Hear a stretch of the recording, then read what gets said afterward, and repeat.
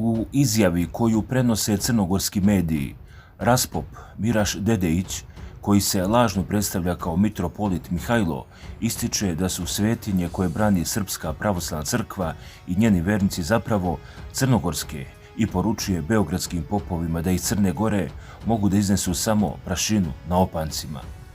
Na isti način je i Stjepan Mesić, bivši hrvatski predsjednik, 90-ih pretio Srbima i rekao da mogu da ponesu samo blato sa opanaka iz Krajine.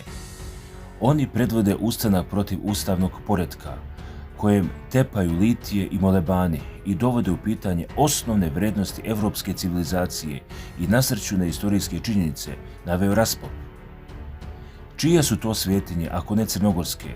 Svaki kamen naših crkava i manastira čuva kulturni identitet našeg naroda i crnogorskog prostora.